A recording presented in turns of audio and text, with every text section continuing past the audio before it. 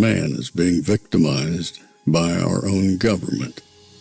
One man whom they fear, yet who millions love. One man who is willing to take the poison arrows of lawfare. One man whose voice has been taken away by a corrupt judge operating in a corrupt system. One man who has been ridiculed and insulted. One man who refused to back down. One man who refused to back down. One man who refused to back down. One man who stands between us and them. One man that wants to see America protected again. One man who wants to see America prosper again. One man who understands that a man is a man and a woman is a woman. One man who understands and protects the blessing of life. One man who wants to restore American exceptionalism. One man who once again wants to make America that shining city on a hill for all to see. A place where all the people of the world glowingly set their eyes upon. America. One man who unashamedly wants to make America great again. That one man is Donald Trump.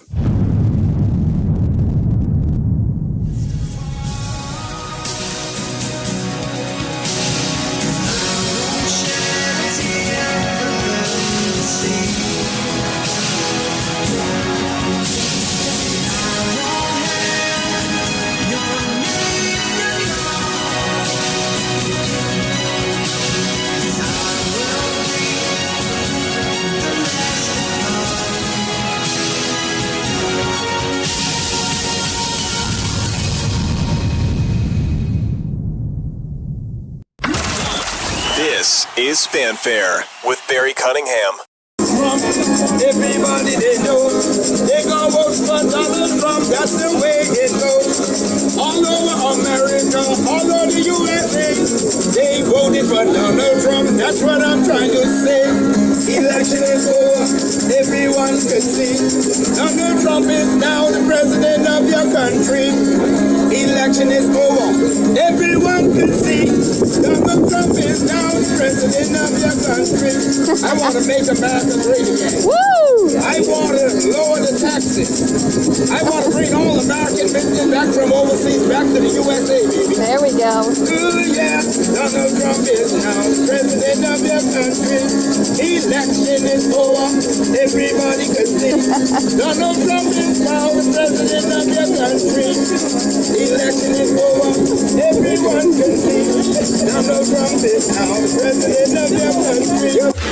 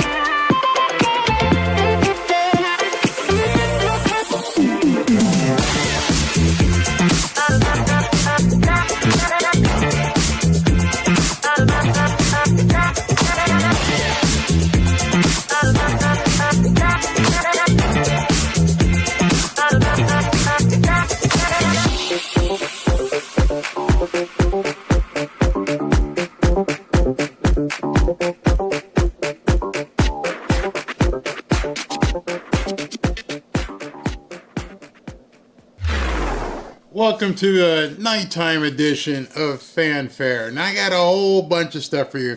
Actually, not a whole bunch, but a lot on one huge topic. A kind of topic that should have us all dancing, all getting ready to do the dance. And I'm serious. Things are actually happening right now. Not January 20th, right now. Elon and Vivek are rolling out DOGE, and it's basically going to be flipping amazing. Absolutely amazing. I want to play for you a few clips and let you hear from Vivek himself what the vision is with DOGE, where are they headed with it, and why should the deep state and the criminals and the corrupted ones in government be afraid, very afraid. Last Tuesday was not the destination, it was the start line for the revival of this country. The cabinet picks this week, you know what, Donald Trump wasn't afraid in putting Tom Homan and Kristi Noem in charge of the mass deportations of millions of illegals for this country. But I also want to thank him for making sure that Elon Musk and I are in a position to start the mass deportations of millions of unelected federal bureaucrats out of the D.C. bureaucracy. That, too, is how we're going to save this country.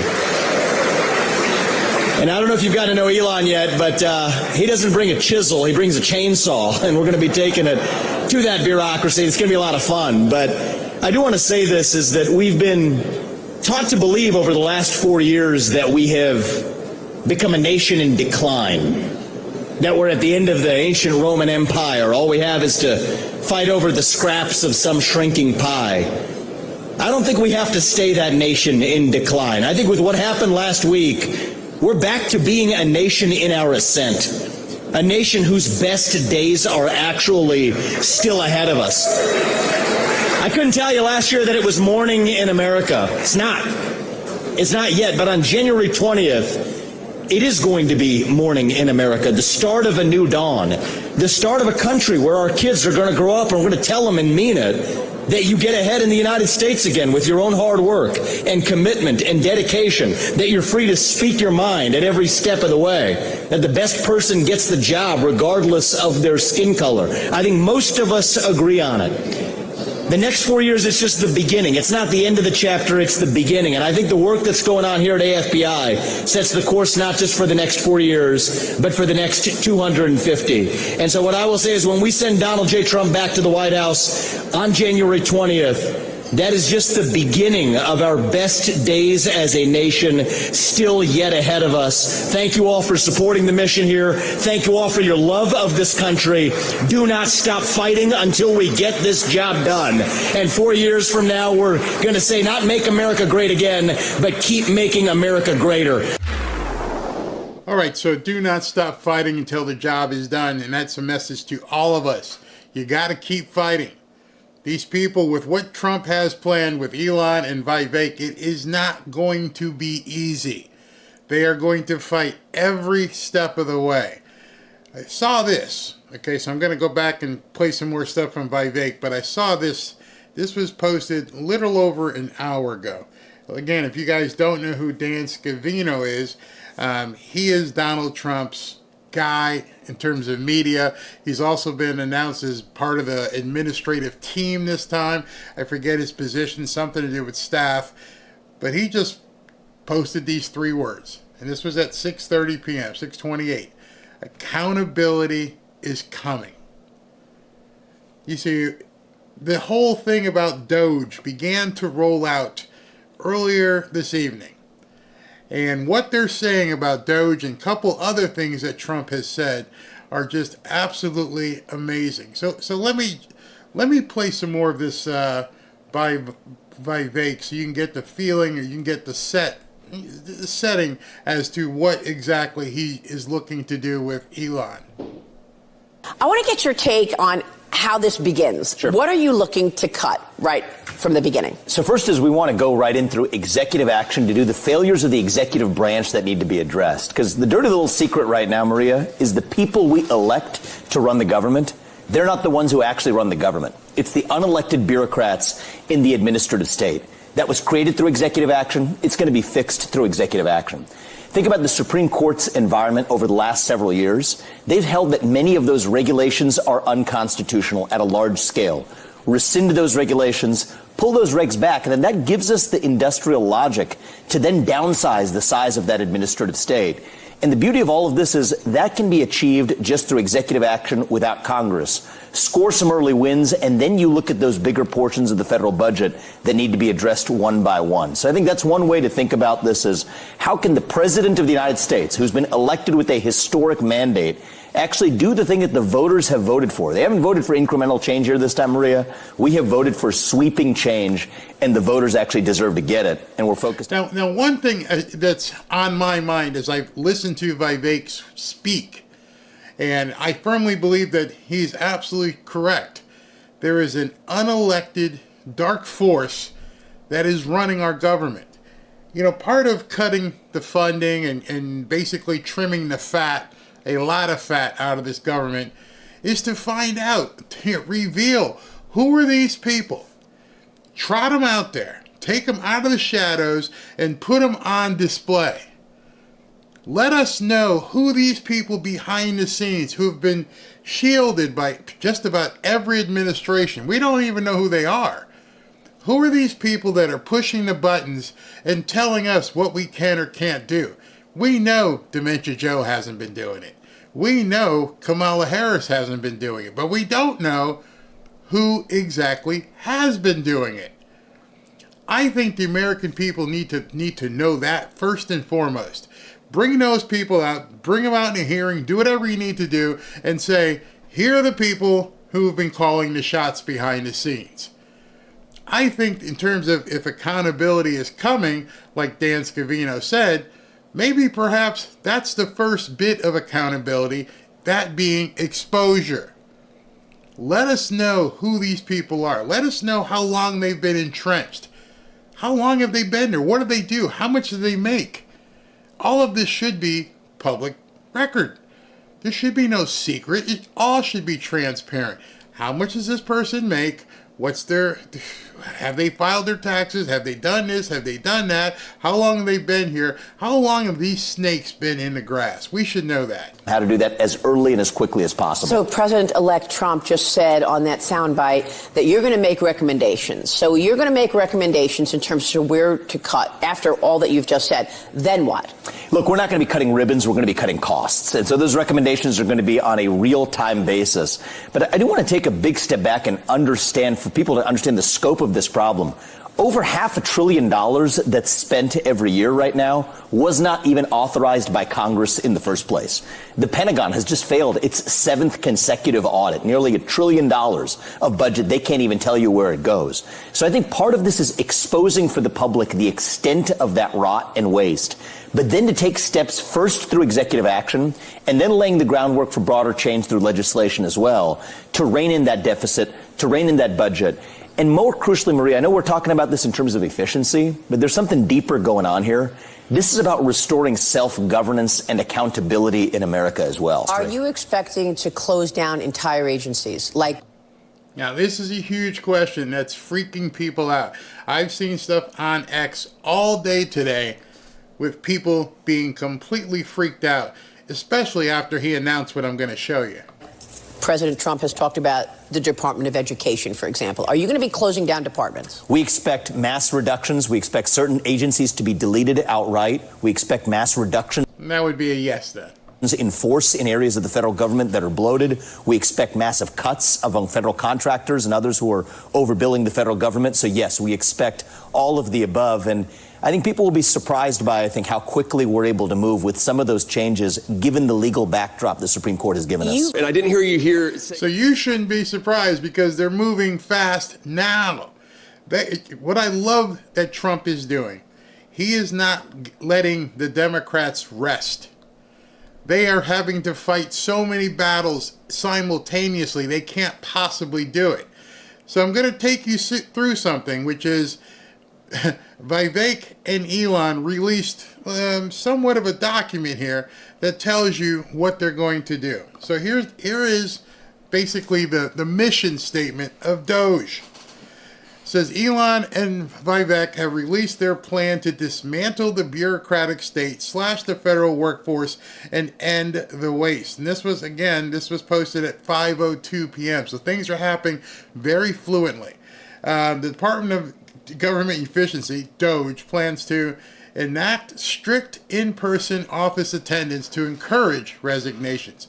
So everyone's been screaming, hey, if you make people come back to the office, there are a whole bunch of people are going to quit. Exactly. That's that to encourage resignations. I.e., I don't want people, number one, who aren't needed, and two, who don't want to be here. Those two things right there are the top of my list for an employee. I don't want you if you don't want to be here. I'm not going to beg you to work for me. And two, if you are working here, I need to know I need you here. And so he's putting that up straight up. You're going to use swift executive action and rely on Supreme Court rulings. So they're going to have the precedent and have the power of the Supreme Court and previous Supreme Court rulings to do what they need to do. That should be very scary for the Democrats. Slash regulations and other burdensome policies within the administrative state. Speak for itself. Severely, I love the word, severely reduce the federal workforce.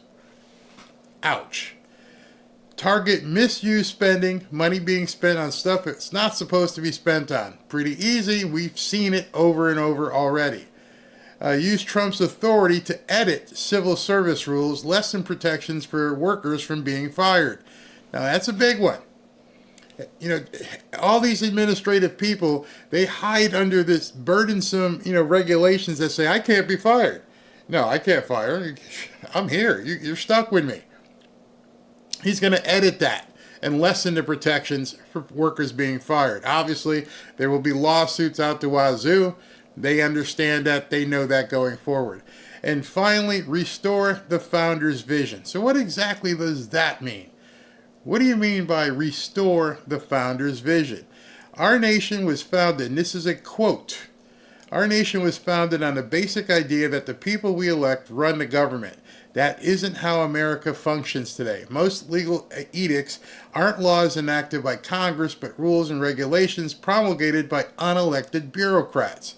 Tens of thousands of them each year. This is anti-democratic and antithetical to the founder's vision. There is no better birthday gift to our nation on its 250th anniversary than to deliver a federal government that would make our founders proud.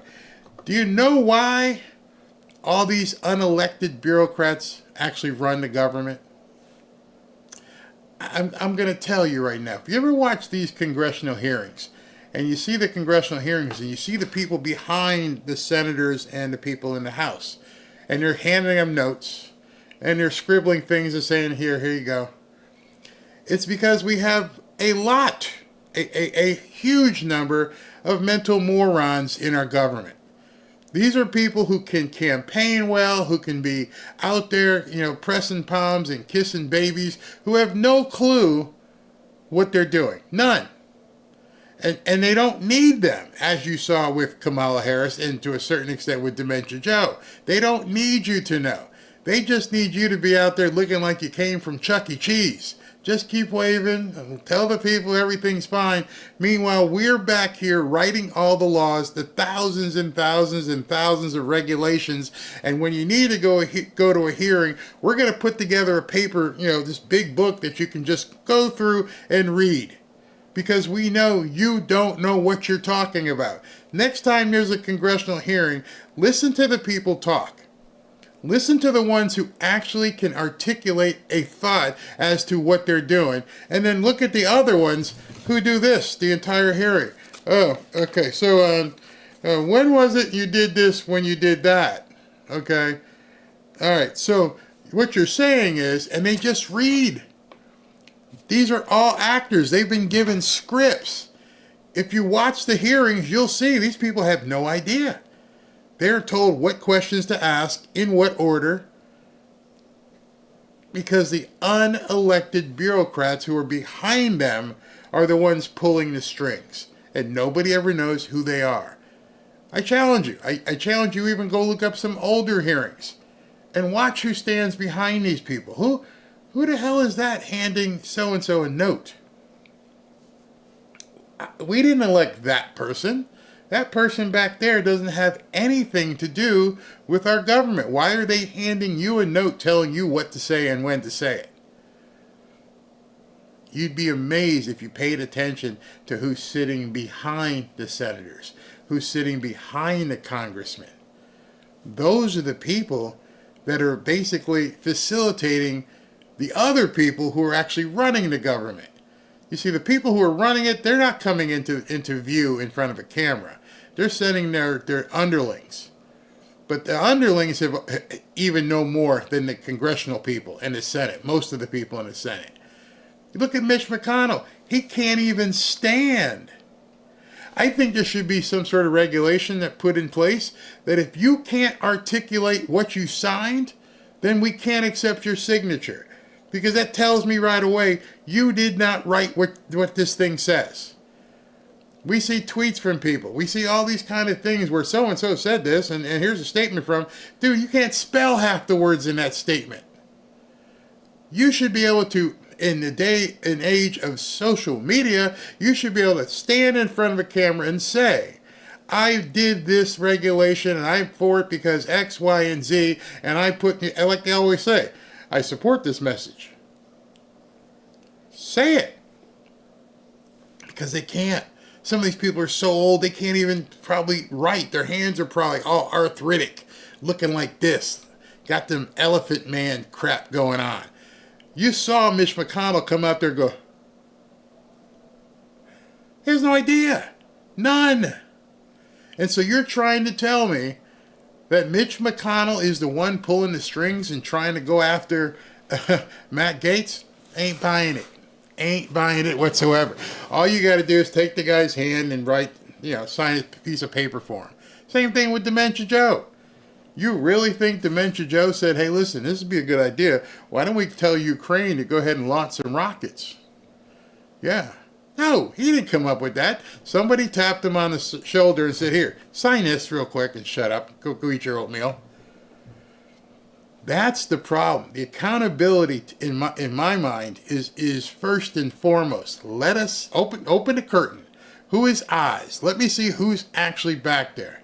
Let's continue with Vivek here. Spending or national debt once. Yeah. And I think that's a problem. And I worked in the Trump White House. I tried to get Trump to talk more about this. But if we don't get control of spending, we're not going to get control of anything else. So I just wanted to get your thoughts on that. Yeah, so I was somewhat intentional about making a pitch on the national debt or spending not the centerpiece of my pitch, though it leads to the same place.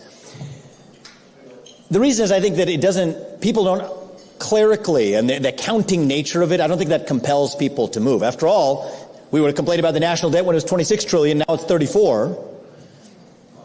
35 and counting, right? There's a national debt clock if you want to, but who's counting, right? That's kind of part of the point. Versus getting to the root cause of what gives us that national debt, which is the nanny state as we know it. When I say nanny state, I mean there's three parts to the nanny state, all right? And I don't normally give a speech like this, but you guys are at the bleeding edge, you're at the vanguard, you're policymakers, you're thinkers, so let's just get to the stuff that my usual advisor would tell me is too boring for campaign stuff, okay? So there's three parts to the nanny state. Okay, there's the entitlement state, there's the regulatory state, and there's the foreign policy nanny state as well. My vision is shut them all down. Shut them all down, you solve your national debt problem right there. Let's go piece by piece. Entitlement state, welfare, Medicaid, any type of government assistance, attach a work requirement to it.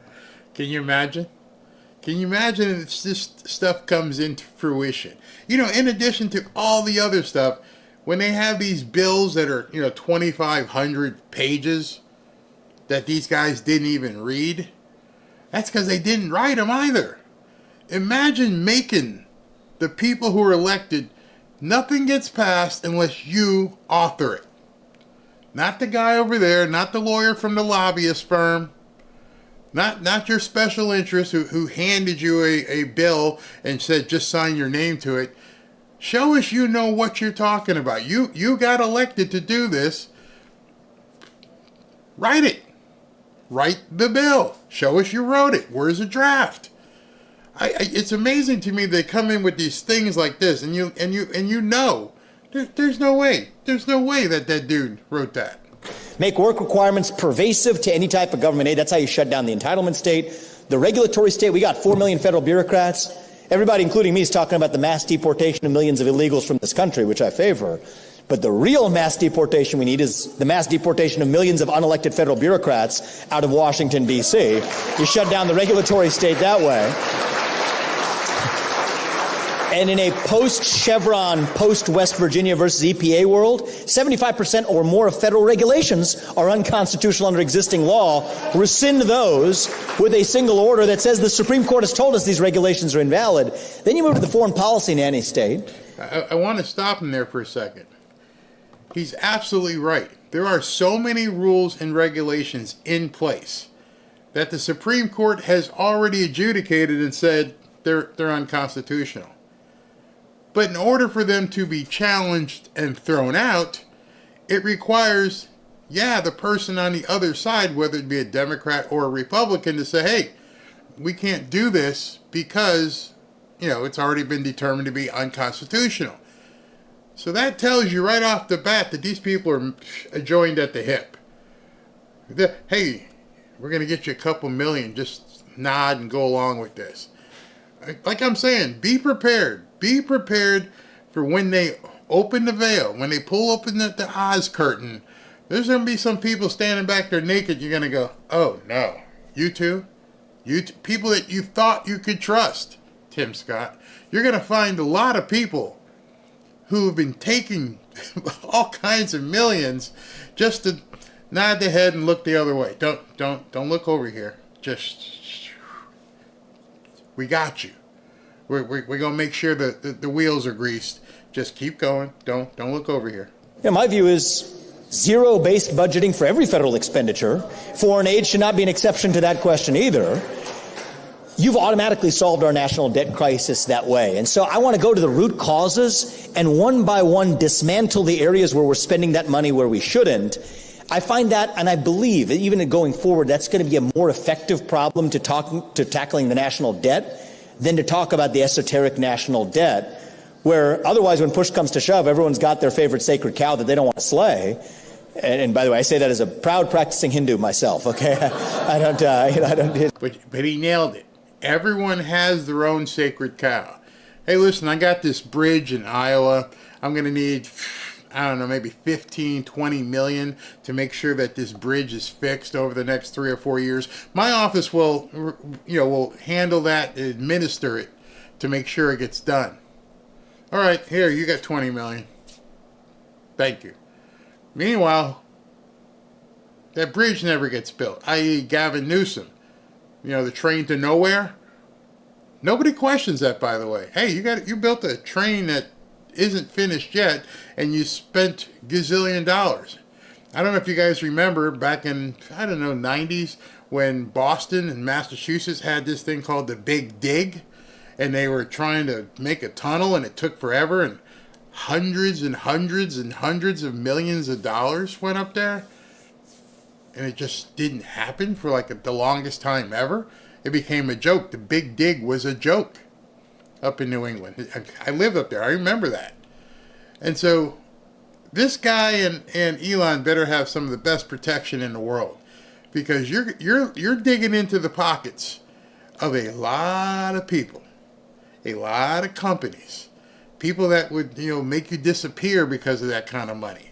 Hundreds and hundreds of millions of dollars, of your dollars, that they felt no problem just taking. I don't know if you ever saw the movie with Eddie Murphy. Might be worth watching.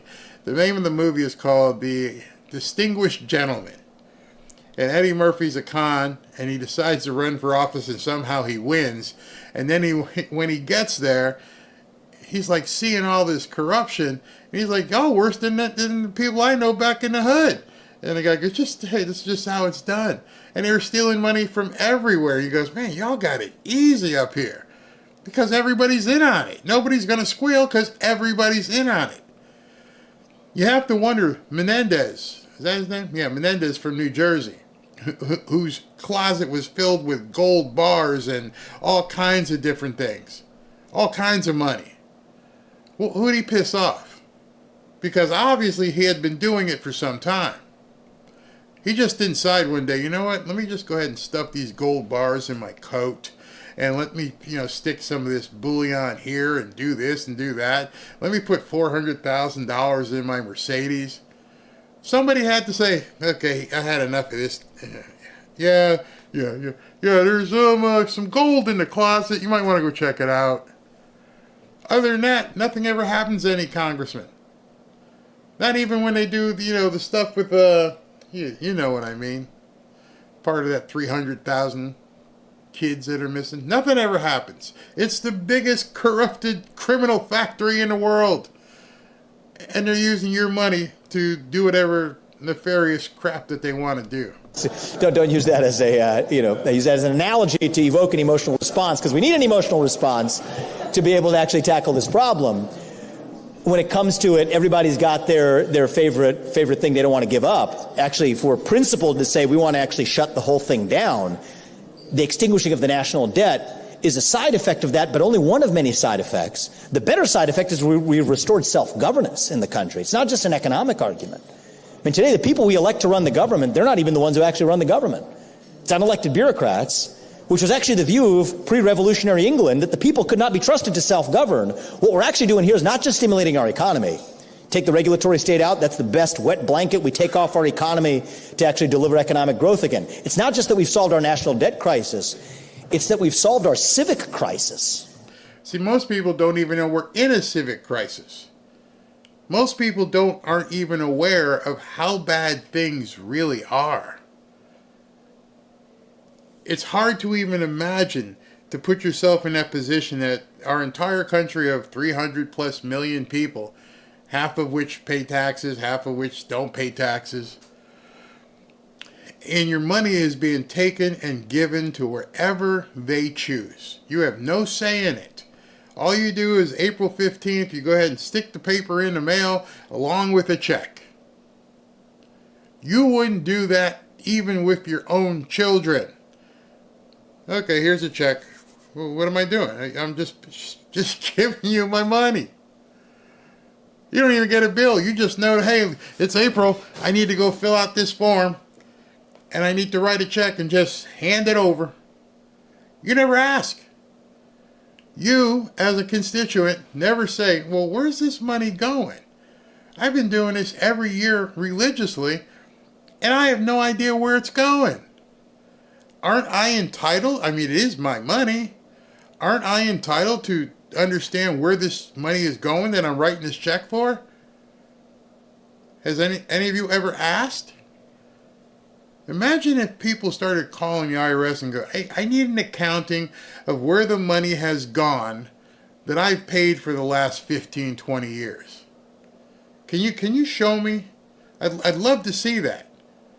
Because that would be true accountability. You figure every single week or every single 2 weeks, whenever you get paid, you've been religiously having your money taken. Taken. You don't even see it. It comes off the top. It's worse than like the mob. Oh, well, yeah, after taxes, this is how much you got. Well, what if I didn't want that to happen? What if I just want my money? I'll decide how much to give you. You don't even have that option, they tell you. They just swoop in and take it. And you have no idea where it goes. And then in the news, you see stuff like, oh, they lost $2 trillion. I'm like, what if you said, I lost the money I'm supposed to pay you? I lost it. I ain't got it. How do you think that would work out? Of losing our commitment to self-governance in the United States itself. So the only reason I didn't mention it is because I think it's so much bigger than that, and the national debt melts away as a consequence of pursuing the vision that I hope I've laid out tonight. Thank you, man. I appreciate it. As part of that. All right, so right here, he's about to tell you, this was tonight. Basically, I just set the table to get to this point. This was a video he set out tonight. And it's basically flipping the switch for DOGE, and he's letting you know we're already on the job. Process, I'm now all in. I'm focused on making sure that we actually accomplish the goal rather than just talking about it. So to that end, for the next little bit, I'm going to put a pause on the Weekly Truth podcasts. I've enjoyed doing it this year. It's been incredibly fun and entertaining. I've learned from a lot of the guests, and I've enjoyed communicating with all of you. We're going to put that on pause for a little bit. And as you may have heard, Elon and I are going to start a separate track of DOGE casts. that explain exactly what we're doing to the public to provide transparency in what is a once-in-a-generation project. We want to bring the public along with us, to lift the curtain, to take us behind the scenes of what actually that waste, fraud, and abuse in government looks like. However bad you think it is, it's probably worse. But we don't want to do this to just expose the problem. We want to do it to solve the problem. So stay tuned. We're going to have more information about when those DOGE casts are going to begin. We are neck deep right now in transitioning to the new dawn on January 20th. But in the meantime, I thank all of you for your journey this year, for joining us. I've loved doing the truth, and we're just going to put it on pause for a little bit to hopefully embark on this new chapter of saving our republic. Stay tuned for further details. It's 2024, about to be 2025. We're about to end this year. And this is the first time, unless you guys can tell me otherwise, this is the first time that I've seen anybody in our government ever say, you know what we're going to do? We're going to hold weekly, monthly, however long. We're going to have podcasts called DOGEcast. And in these DOGEcasts, we're going to tell you everything we find. We're going to tell you where the money was, who lost it, who spent it, who authorized it, who's got it. We're going to tell you everything. Boy, oh boy, oh boy. I've been seeing people freak out. I've been seeing people just completely, almost seem, in some of the stuff that they've been writing, almost suicidal. They're beside themselves. They cannot even think that in about, what are we looking at here now, 45, 50 days, that Donald Trump is just going to open the curtain. Show it all. Let's just dismantle this thing. Let's burn it all down. It doesn't matter anymore. We have to get this thing fixed. We got 4 years, and we got to get it done. And thankfully, we have a House, Senate, and White House. Except we got many people in the Senate who don't want to play ball. Why is that? Have you noticed the people who said they don't want to play ball in the Senate? That 10 or 12 people are all people who've been there for a long time. Not many of the newcomers, because they probably haven't, dipped their beak into the war chest yet. Some of these people have been there 10, 20 years, like, oh, hey, well, hold on a second. We can't have you looking at this stuff. Oh, yeah. Oh, we're going to look. We're going to find out, Mitch, how much money did you get? How much did you and your wife get?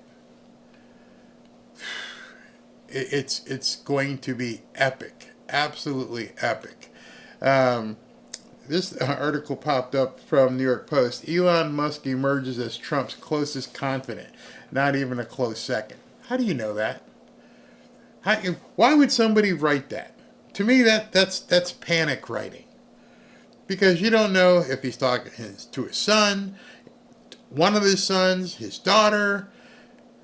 They're terrified. They're already completely freaking out because of what is coming.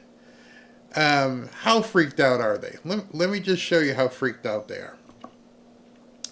British MPs are planning to summon Elon Musk before the UK Parliament to answer questions about X's role in the summer riots, as well as the rise of generative AI on social media. This comes amid rising tensions between the new Labour government and Elon, with Tech Secretary Peter Kyle saying X isn't fun anymore. Oh. Elon responded by saying that instead the MP should be summoned to the U.S. to answer for their censorship. Here was what he said. He goes, breaking. Elon Musk issues chilling warning to Labour officials over in the UK.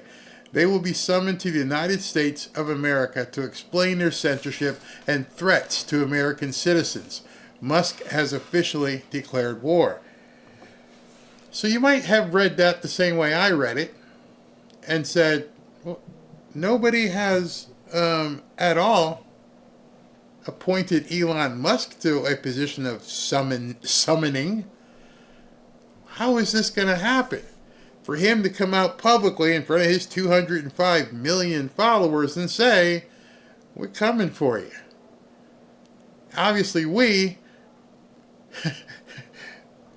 means those two guys right there. So maybe he is a close confidant, closer than we even know.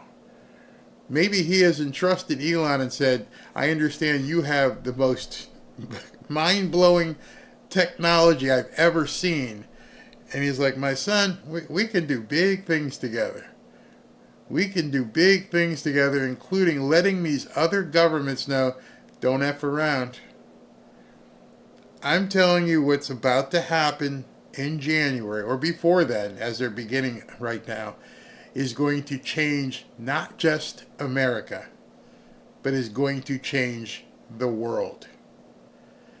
You're seeing other countries, and we can't forget that Javier Milei was at Palm Beach at that same event, telling them all the different agencies and divisions of the government in Argentina that he sliced. And I've heard so many people say, well, you know, Argentina isn't America. We're much bigger.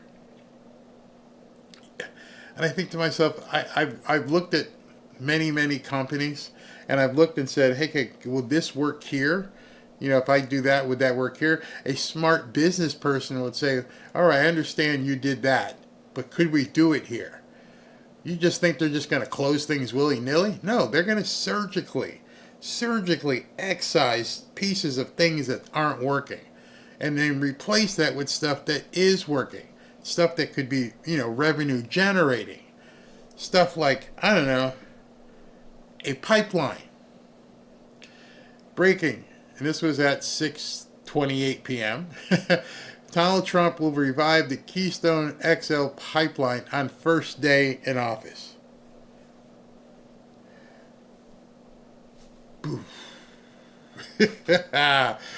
Money.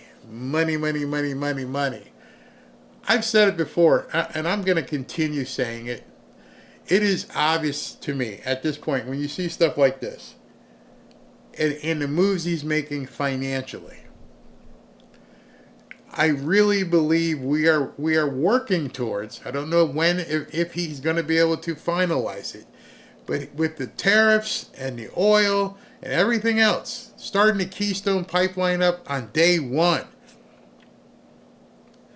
with the tariffs, with Elon and Vivek in there slashing and cutting things, he is working to a no-income state. I can just look at this thing. I feel like I'm watching game film of a team, and I can tell you, oh, he's going to run an out route, he's going to do this, he's going to do that, blah, blah, blah, blah.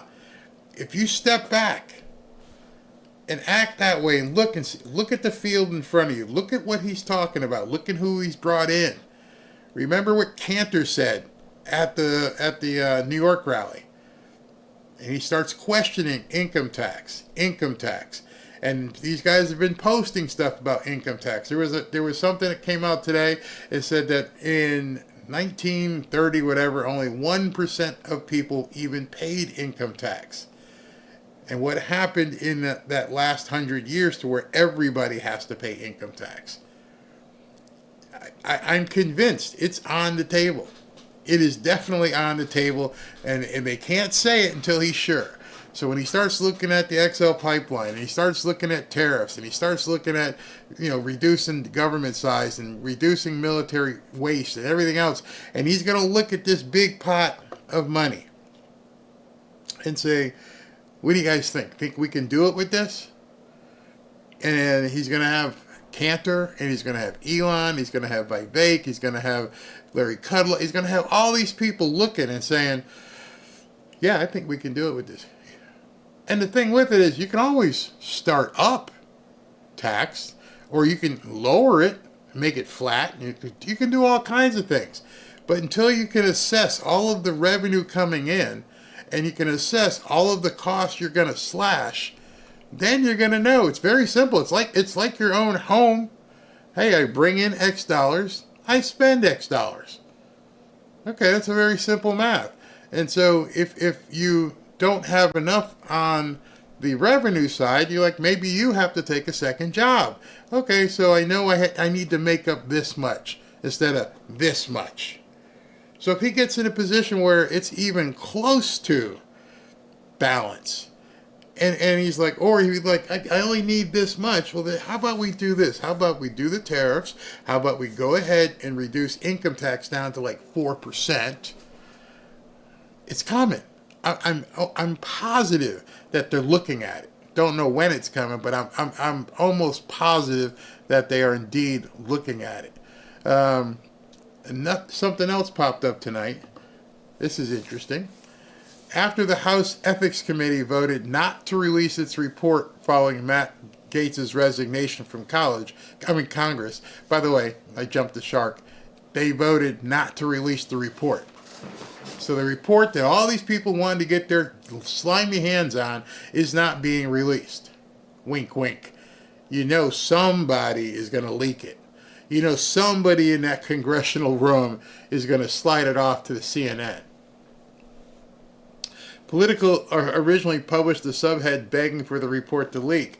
It's not the end of the saga. However, as many theorize that the report is bound to leak in one way or another. Now they've quietly changed the headline in a pathetic move to cover their tracks. The snakes in D.C. so badly want to smear Matt Gaetz that they're telegraphing their next move, enemy of the people. So here's the two different headlines written basically 2 hours apart. The one above, House Ethics Panel did not agree to release the Gaetz report yet. It's not the end of the saga, however, as many theorize that the report is bound to leak in one way or the other. And then the second headline is, it's not the end of the saga, however, as the House panel is expected to meet again on December 5th. So they're playing dirty already. Their entire objective at this point is to do nothing but slander and smear Matt Gaetz. That's all they want to do.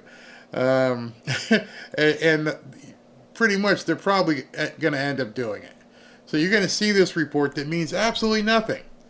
He was not charged by the Department of Justice, but they just want to get this out there so that they can smear him and do whatever they possibly can. And the other thing with it is to take people's eyes off of DOGE.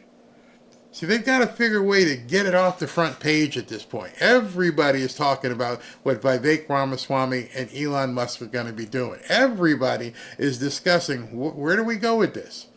How do we make this thing, go away? But it's not going away. He's coming for you. It's full bore. So anyway, let me take a few comments here. Placement 230. What's this say? Vivian Heck Vivek. What difference does it make if make you recess? Well, if he makes them recess, then he can put in his recess appointments. ABC, CNN, MSNBC, The View, yeah, it's all crack. Leak some of their BS. Yeah, that would be nice if some of the other stuff.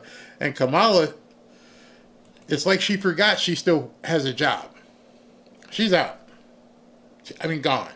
She's over in Hawaii hanging out with Doug. I'm like, you know you're still the vice president, right? Or you just phoning it in at this point. Same way Merrick Garland. Merrick Garland yesterday gave his goodbye speech. So I don't know, maybe he's got some vacation time saved up. He's like, I'm done. They're all leaving. I knew Bob Menendez. He was the mayor of He was the mayor of Union City, where I live. Went fishing with him in Dominican Republic on the city's dime. Jay Shea, where did Kamala go? She's in Hawaii. She's in Hawaii hanging out, just doing it. Yeah, some slime ball will leak it, but what of the women's restroom saga? The women's restroom saga is officially over. I showed that in this afternoon's video. Mike Johnson said, nope, ain't gonna happen. You got to go to the bathroom, either use the one in your office, which they say everyone has their own bathroom, or go to the one where you're supposed to be going to. So it was never a big deal. The press again is doing everything they possibly can to keep people's eyes away from what's really important. Nobody gives a crap about this bathroom stuff. Nancy Mace made it a big deal because she felt personally violated by it, but for the most part, the media chasing her through the halls and chasing everyone else through the halls talking about this bathroom, it's ridiculous. It's absolutely absurd. I heard she wants to run for California governor. I don't care. I don't care what Kamala Harris does. I haven't heard that. Let's see. Don't worry about Matt Gaetz. Trump is appointing him anyways. I believe that. I believe that as well. They are all running out of DOGE. Yeah, you're right. At this point, there seems to be a quite the exodus happening in America, both high profile and low profile. I showed you earlier about Rosie O'Donnell being ticked off about, average Joe, Morning Joe, and the things they're doing. They're in complete disarray. I mean, complete disarray. It also makes them kind of dangerous because it's unpredictable and we don't know what they'll do. But you can bet at this point they've got nothing that they can really do. They're in a quandary. They're stuck. The Democrats don't know. I went through earlier and told you how they're not even paying attention correctly. And that's just what they're doing. So let me take a second here and talk to you about Lear Capital and why you should still be looking at gold. If you see what's going on in the world right now and what may happen here in America, you may want to prepare and pay attention. You know that Lear Capital is a big supporter of this show. If you want to be protected in the event that things go off the wall, I advise you to look into buying gold and silver. We are all just one catastrophic event away from the value of the American dollar plunging. Do you know what's not plunging? Gold and silver. In fact, gold hit an all-time high recently. In fact, I think it hit it again today. I'm telling you now, make sure that you have some form of your money invested in precious metals. Lear Capital will ship your gold or your silver coins directly to your house. It's not just a certificate. You can store them in your gun safe, or you can store them off-site in a 24-hour protected facility. It's totally up to you. But when things go crazy here, or across the world, the value of the American dollar is going to decline. It's inevitable, and it might not even take a war. We may do it to ourselves. And I mean, if the Federal Reserve plays around with interest rates, the US dollar will likely decline in value as well. Meanwhile, you'll see gold and silver continue to rise in value. If you call Lear Capital, they will take the time to educate you and answer all of your questions about gold and silver. Just give them a call at 800-601-5430 or go to Learberry, that's me, Learberry.com, to download your free de-dollarization report. You should know that Lear Capital is an American company. If you call them today, you'll be speaking with people right here in the United States. Now is the time to take action. Don't wait until after the election. That could be too late. We all want Trump to be elected. But if he isn't, or if they find a way to steal it, you'd better be prepared. Call 800-601-5430 or go to Learberry.com. And when you call, ask them how you can get up to $15,000 in bonus gold with a qualifying purchase. There's absolutely no obligation to buy anything. Just free information on protecting your hard-earned dollars with gold and silver. You know, when you think about it, you're actually not buying anything. You're simply going to be exchanging dollars for gold, moving currency. Give them a call today. Tell them Barry sent you. All right, so while we were away, I did some checking, and it appears that Trump has made yet another appointment. This one here is for the ambassador to Canada. Trump has announced that former Congressman Pete Hoekstra has been nominated as the United States ambassador to Canada. Pete is well respected in the great state of Michigan, a state he won sizably. He represented Michigan's 2nd District in Congress for nearly 20 years, where he also was chairman of the House Intelligence Committee. Interesting. And was a great help to our campaign as chairman of the Michigan Republican Party. I overhauled the disastrous NAFTA agreement, the worst trade deal in the history of the United States, which was switched to the USMCA, Mexico-Canada, which no one thought could be done. We brought trade with Mexico and Canada to a level playing field for our wonderful farmers and working families. In my second term, Pete will help me once again put America first. He did an outstanding job as United States ambassador to the Netherlands during our first 4 years, and I am confident that he will continue to represent our country well in this new role. Thank you, Pete. So Pete Hoekstra is nominated as United States ambassador to Canada. Whew, they just keep coming. He just keeps moving with them, which is fine with me. So I've got a bunch of other stuff that I want to show you. I'm going to kind of put this stuff in order so I can begin talking to you about it.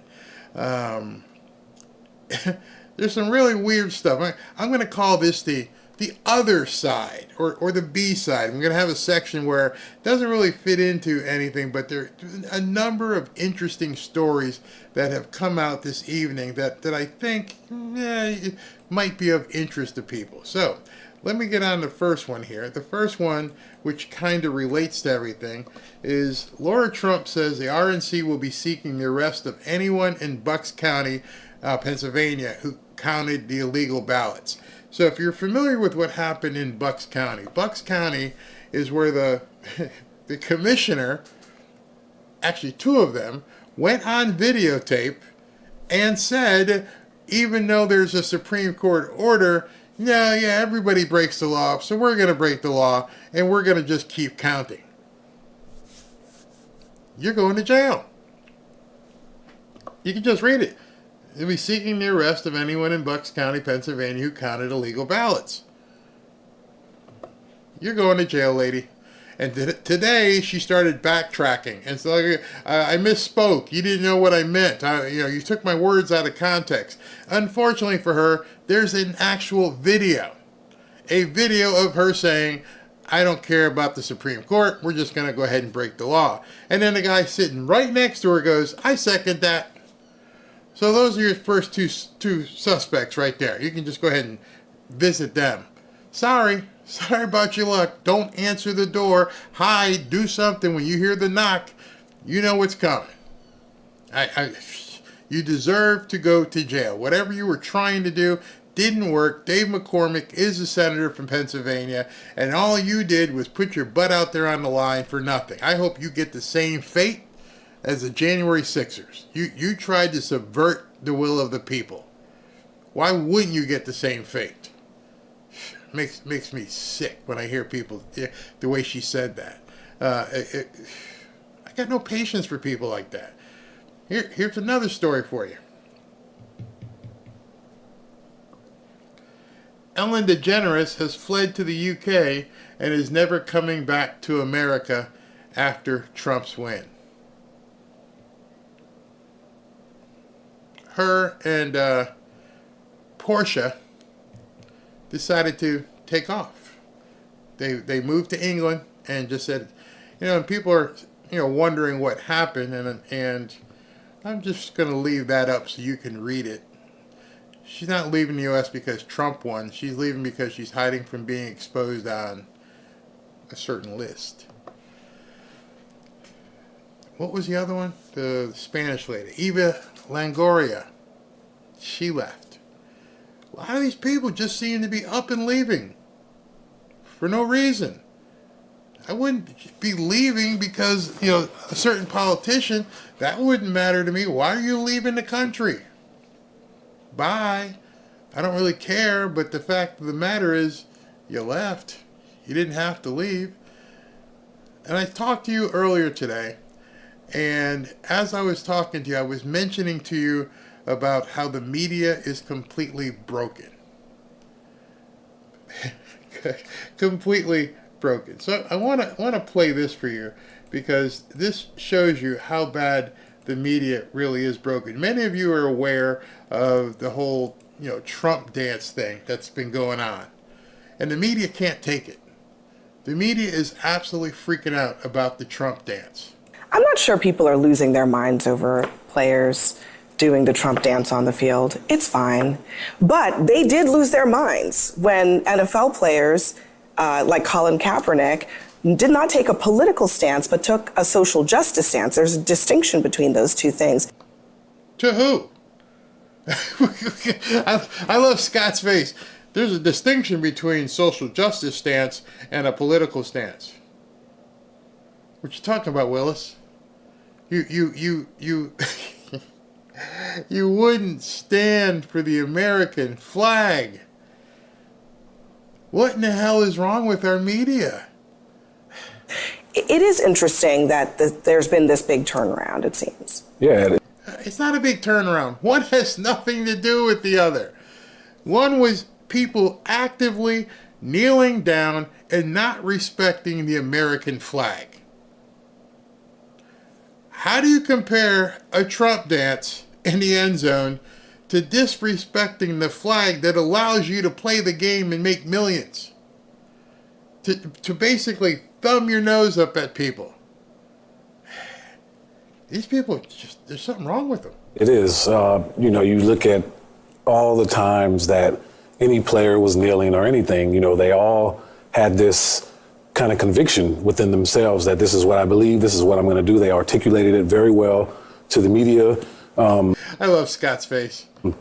Starting with Colin Kaepernick, and you saw the video where a lot of the media, the conservative media and conservatives were really pushing against these NFL players to get them to stop talking about politics. But then, you fast forward to today, and people are having a little fun with the Trump dance. Now, the Trump dance is... These people are hopeless. All they can do is just try to, well, you did it, what about you? And they're not even close to being the same. I'd be interested to hear your comments. Are these things even remotely similar? It's weird, it's new-ish, and it's ridiculous, so which also makes it... It's ridiculous. Okay. I'm old enough to remember Mark Gastineau when he did the sack dance, and I'm old enough to remember when Icky did the Icky Shuffle. I remember all that.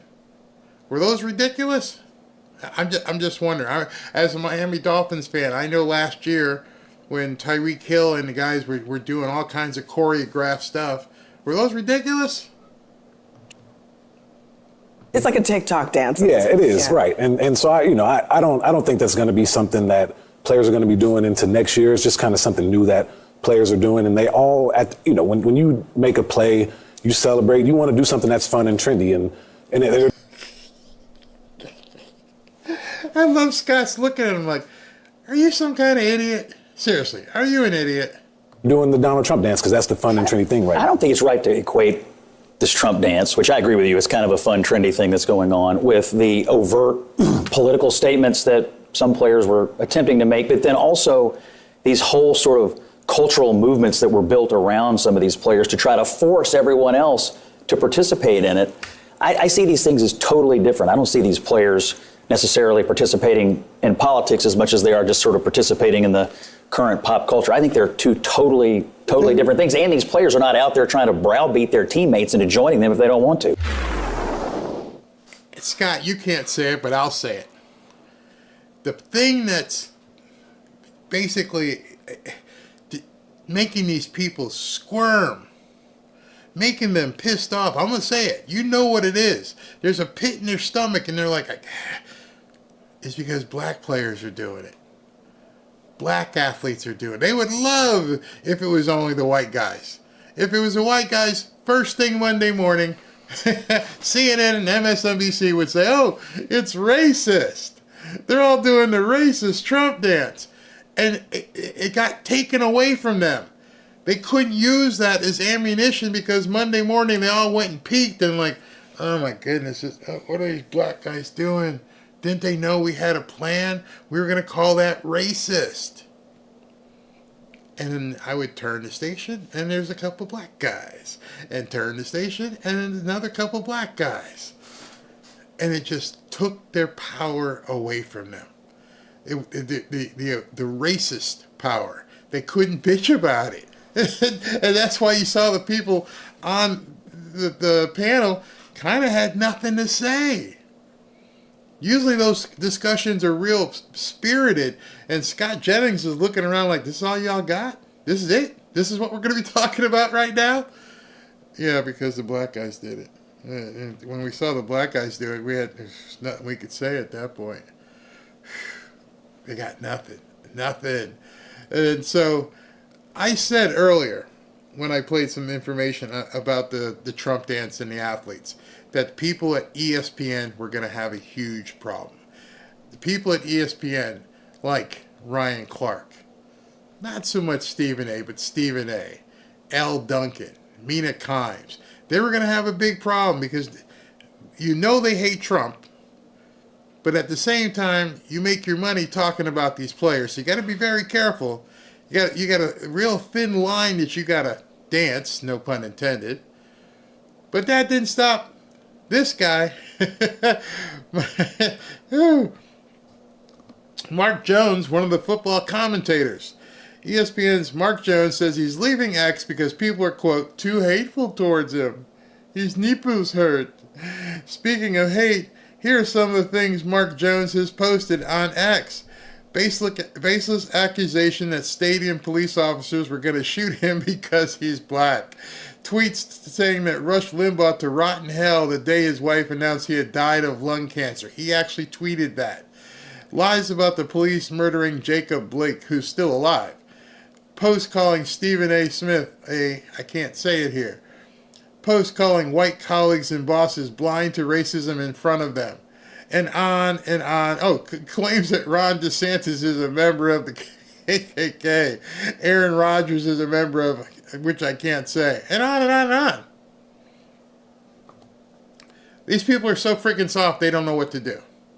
They're leaving the country. They're getting off X.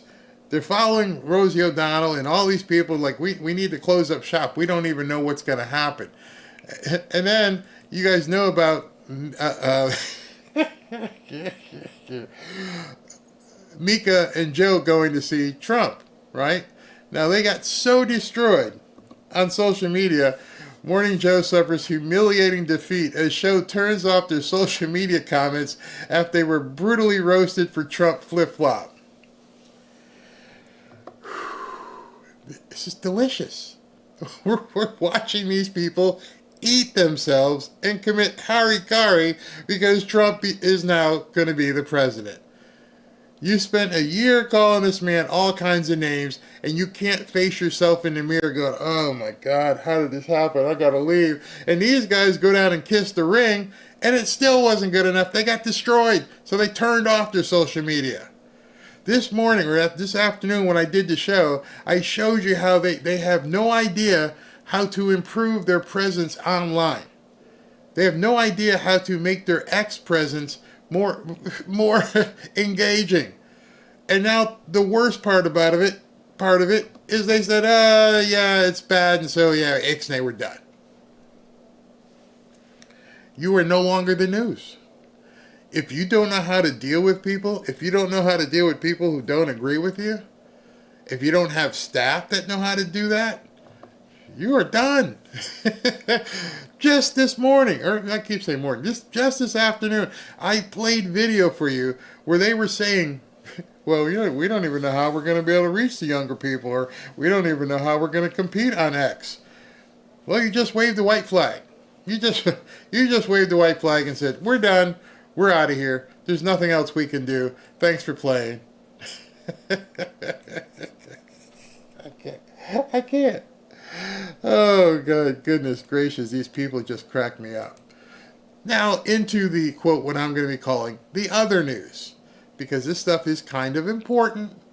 Some of it is. Some of it's funny. But this other news, which I'm going to end up using from now on to close out a show, this is, well, I'm going to just let you hear this one because, whew, it's bad. Mr. Secretary, how can you credibly claim that HHS is working to protect these children? And by the way, children we're talking about in the order of magnitude of 400 and something thousand children, which you... Yeah, this is where he went. He's talking to basically the guy who's like right under, or right, what's his name? Xera. He's one of Mayorkas's people. We're dismissing that they are lost. Let me ask you a very specific question, Mr. Secretary. Can you account for the whereabouts of those 400 and something thousand children? Now, this is Chip Roy of Texas asking these questions. Very direct, simple question. Where are these 400,000 kids? The 320,000 that were put in the report by the Inspector General, the 85,000 that we've talked about before in 2023. Do you know where all of these children are and that they are safe? Yes or no? Congressman, as I explained the process, we get these kids when they are referred to us by the Department of Homeland Security. We then provide them with care while they are in our custody. We lose custody of those kids once we find a vetted sponsor with whom they can stay. A vetted sponsor that rapes and murders the people that they're entrusted to? Because you issue a rule that doesn't even do the background check? That's what you think is appropriate care for these children? I yield back, Mr. Chairman. I know Trump has put together DOGE. I hope he assigns some sort of, well, I guess maybe that's what Tom Homan's going to be doing, finding out where these kids are. We can't turn our back on these kids. We can't possibly just look the other way on basically 3 football stadiums full of kids. Where are they? And why is it has it taken this long? Why is there even a hearing? Why hasn't Biden, whoever's pulling his string, said, hey, go find these kids? Why has there been no movement? None. They haven't done anything. Everybody has been talking about these kids. Jim Caviezel, he's out there making movies. Trump said it on his campaign speeches. Every single rally, he's talking about 300, 400,000 kids. They heard him say it. Kamala never mentioned it once. Not once in all her campaign speeches. With Oprah, anybody else. Not once. Why are the Democrats completely ignoring the fact that we can't find these kids? If you place these kids into a so-called vetted house, where did you send them? Can't you just go to the house and see if the kids are there? Why have you guys all just looked the other way? We all know the reason. It's a reason we're not allowed to talk about here. It's a very sick reason. A very troubling, tear-evoking reason. This isn't by accident. There is no way that you lose 400,000 kids. Just imagine, that is 3 football stadiums full of kids. And we can't tell you where any of them are? God's got a special place waiting for these people. And the fact of the matter is no one in the media is even asking the questions. Just ask the questions. Go up to and talk to Karine Jean-Pierre and just say, where are these kids? You won't even ask the questions. Hey, Jake Tapper, you're talking about Matt Gaetz and everything that you think he did. Ask where these kids are. Why are we it's Christmas season. You're telling me we can't even understand or comprehend where these kids may be? Who's given the order to ignore all these kids? Because somebody did. Somebody has told every single prosecutor, every single person in the military leadership, every single person in the FBI, every single person in the CIA. Somebody has said, ignore 400,000 plus kids missing. That's not by accident. America has a stain, or worse than a stain, a festering boil that nobody wants to look at except Trump. Another reason probably why they tried to do what they did on July 13th. You see, a lot of the stuff that they're worried about, the corruption, there's some really, really dark stuff out there. And they can sugarcoat it any way they want. But until I hear CNN, until I hear Jake Tapper or Jim Acosta start talking about 300,000 or 400,000 kids, that tells me you are intentionally avoiding it. You don't want to discuss it. Someone has told you, off limits, completely off limits. You'll talk about everything else under the sun. You'll even talk about Nancy Mason, what happened to, but you will not mention those kids. Shame on you. Jake Tapper, shame on you. Jim Acosta. Oh, and many of you on Fox as well.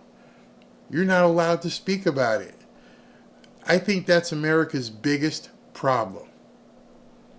The least of us have been disappeared, and nobody wants to help fix that. Disgusting. Absolutely disgusting. Let me continue with my other story stuff. Ready? There are people out there on X right now, the world's most powerful news platform, no question about it. They are anonymous accounts.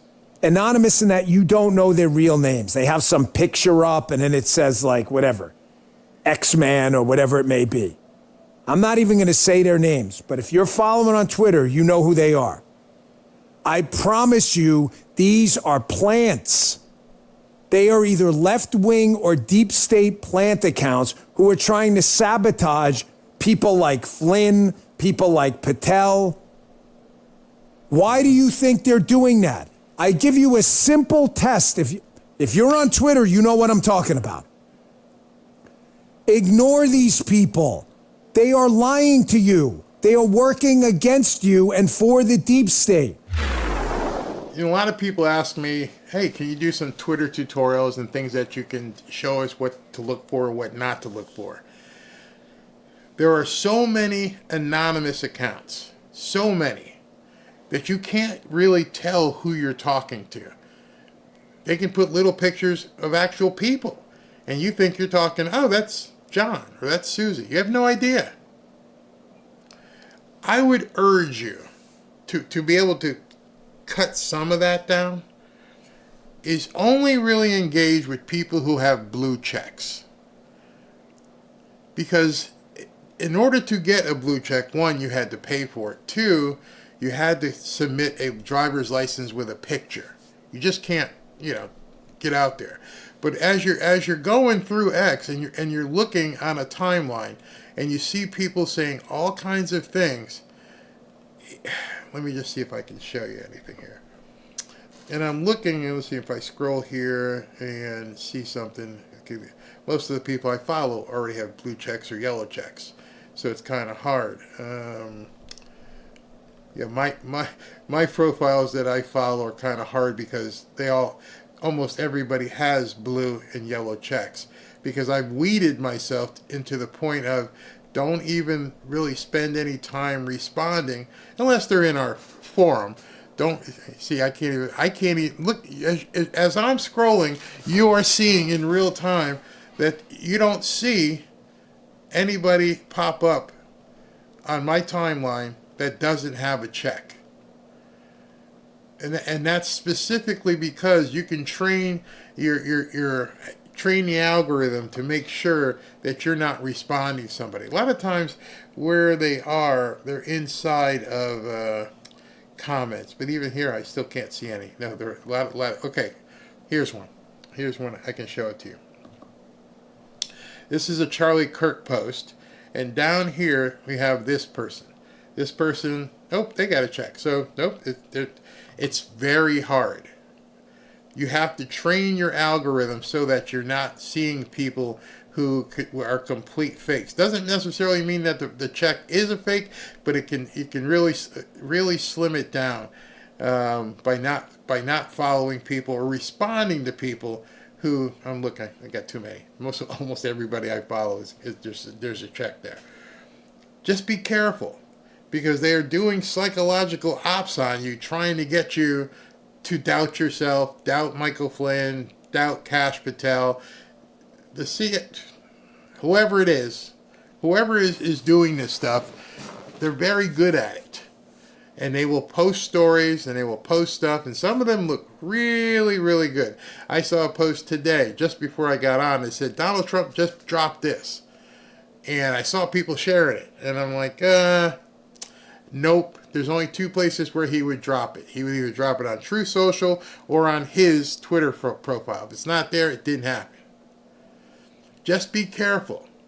Very careful, because now they're getting really desperate. And just to go further on Mr. Bangino, they're starting to freak out about him. It says, leave it to CNN to brand Dan Bongino as just a right-wing media personality instead of a tenured Secret Service agent with over a decade of experience. And he goes, I hope Trump picks Bongino for U.S. Secret Service Director. And CNN wrote, as you can see, Donald Trump is considering a right-wing media personality, people who have served on a U.S. Secret Service detail, as well as others to run the agency that has been plagued by its failure to preempt two alleged. The man got shot, and they're still saying alleged this summer. Alleged, they want to say. That's just another example why the media can't make it. They can't help themselves. The ideology is too much, where you have to put a qualifier. Donald Trump is considering a right-wing media personality. There's no other reason to put that in there except your ideology doesn't even allow you to address Dan Bongino as a former Secret Service agent. Your ideology, it's so tainted and so twisted that it bothers you that he's talking to somebody like Dan Bongino, who's also kicking your ass on all your shows. You should have just wrote, he's looking at, hiring Dan Bongino, the guy who's kicking all of our shows to the curb, who none of our shows can compete with as a Secret Service director. We hope he gets it. That way we can hopefully, he won't be able to do it anymore. But no, you have to try and diminish him by calling him a right-wing media personality. They can't. That's why the media will never come back. They can't. They can't possibly make it back. So I got one more for you. This is like the coup de grace. This is, again, another exclamation point that I want to show you to prove to you what I've been saying for the last couple of videos, that the media can't return. And that the Democrats can't return. Because all they know is one ideology. Watch. It's because you can then misuse words like oppression. There has been no oppression for the white man in this country. You tell me which white men were dragged out of their homes. You tell me which one of them got dragged all the way across an ocean and told that you are going to go and work. We are going to steal your wives. We are going to rape your wives. That didn't happen. That is oppression. And she couldn't name one black person who could say that. There's not one single black person who could tell you that happened to them. Not one. We didn't ask to be here. Well, wait a second. If you didn't ask to be here, and it's like some... Ellen just left, right? You want to ask her if she got an extra seat on the plane? You don't have to be here, girlie. You act like it's a problem that you're here. We didn't ask to be here. Okay. You're not the same migrants that y'all constantly come up against. We didn't run away from home. We were stolen. So yeah, we are going to sit here and be offended when you want to sit here and act like, and don't let it escape you that it is white men on this side of the aisle telling us, people of color on this side of the aisle, that y'all are the ones being oppressed, that y'all are the ones that are being harmed. For the life of me, I don't understand why certain people of my color can't say the word axe and have a problem saying the word escape. It's not escape, it's escape. Escape. Let me just help you. You're a congresswoman. You look stupid. There's no such thing as escape. It's escape. You freaking moron. You see, that was today. You just got gollywomped. You just got butt stomped in an election 2 weeks ago. And you're sitting in the halls of Congress crying about slavery. If this was a court, I'd say, Your Honor, I rest my case. These people got nothing. That's their bench. That's what they got to look forward to in 2026. Oh, good luck. I rest my case. The left has nothing. if Trump can do the stuff he wants to do, if he doesn't run into any serious impediments, there will be quick elections in 2026. They will be able to count everything very quickly because they will all be golly stompers, except for California, because nobody's going to want the crap that they're selling. They haven't realized it yet. They're not even thinking with their head. She's so angry. She's so angry because somebody said something she don't like because she's black. Good luck with that. Good luck with that chip on your shoulder. I hope you enjoy it. Continue, by all means.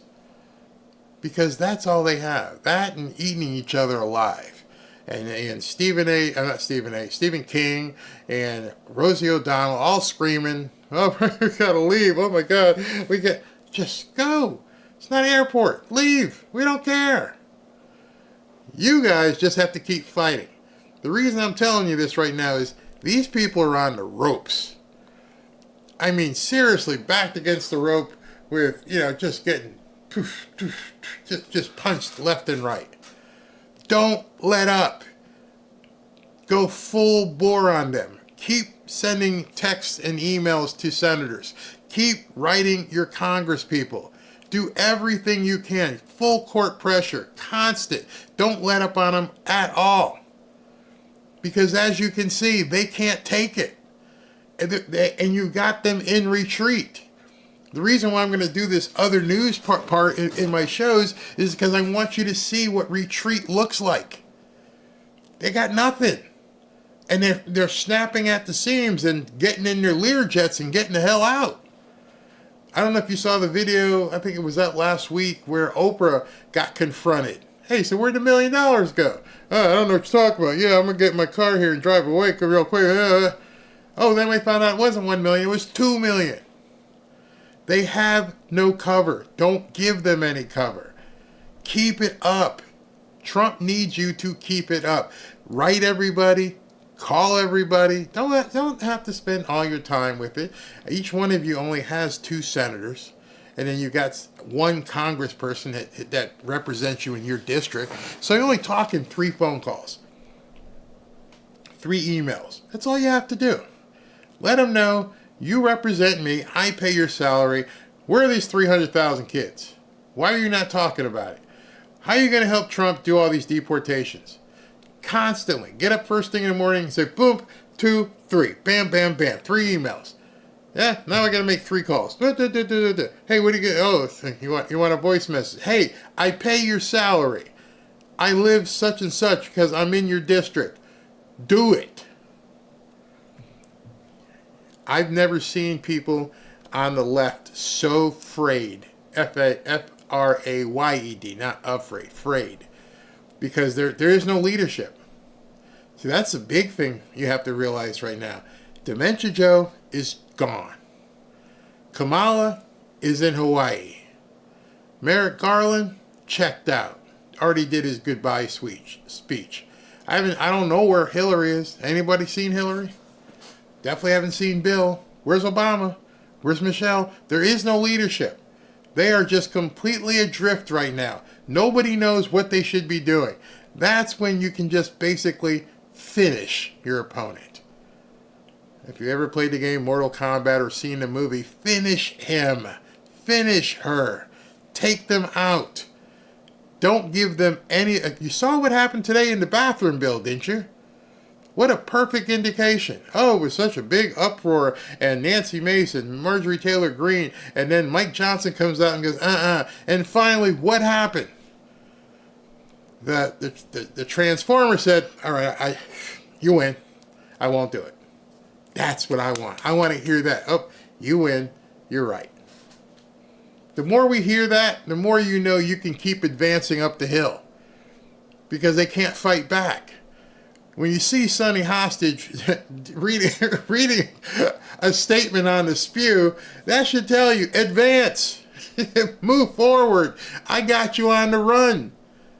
Write an email to the Comcast CEO. Send an They're on the run. Your opponent is basically in retreat.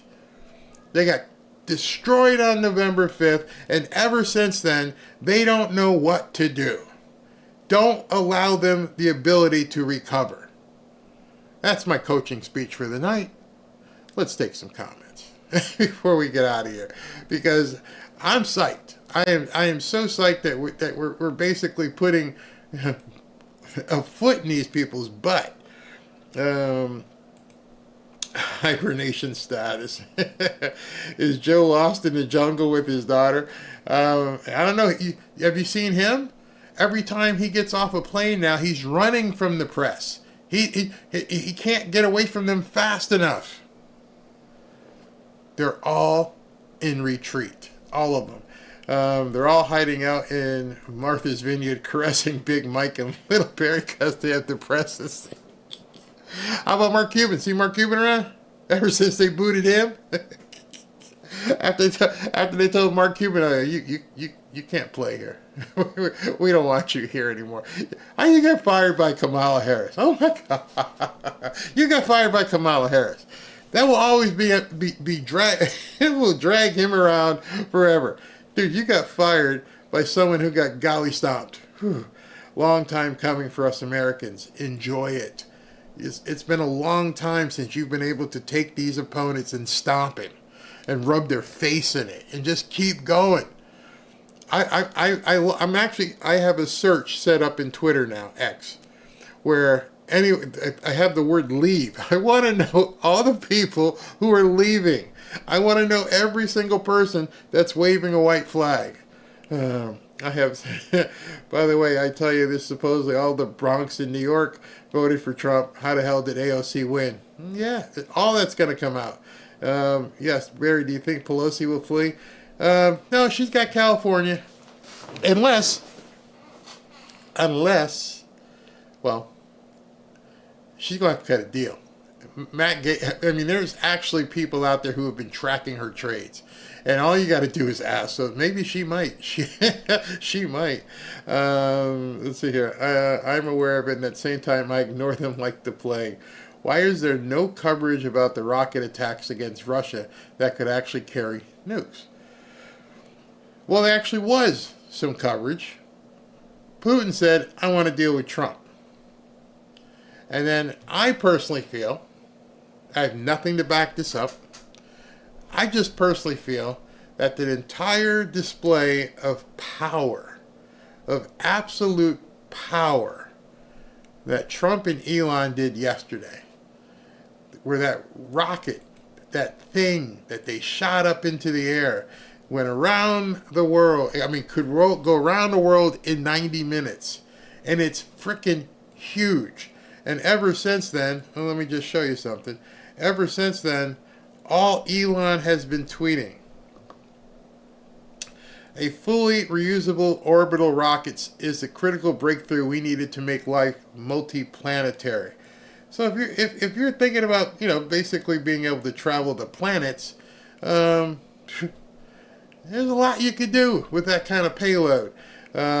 Starship 3 will cost less per flight, but has 400 times the payload. So you're letting people know this thing can carry a lot of shit, right? Mm-hmm. So when those doors open, can other things come out of there? Look at them. Look at that. It looks like almost like what they do in Korea, where they come out and show you the things. And he's got 3 of these showing them to you on a platform. And 4th, I don't even know what that thing is. And this was somebody talking about that. But this is him talking about Javier Milei. And this is talking about the arrest of 3 more people. But it's Neuralink. It's just amazing.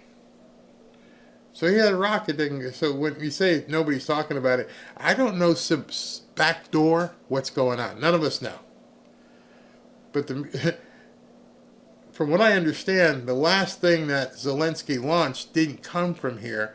It came from the UK. So I don't know. Is it landing in a field somewhere? It's really weird. A nuclear warhead acquire a very high speed. And he showed that yesterday, how fast that thing was. Yeah, it's amazing. It's simply amazing. And I just wonder, did you just show them your big dog? I say dog, but it looks like something else. But you just, hey, can I show you this? We're going to send this thing up that's huge, quite phallic looking, that can go around the world in 90 minutes.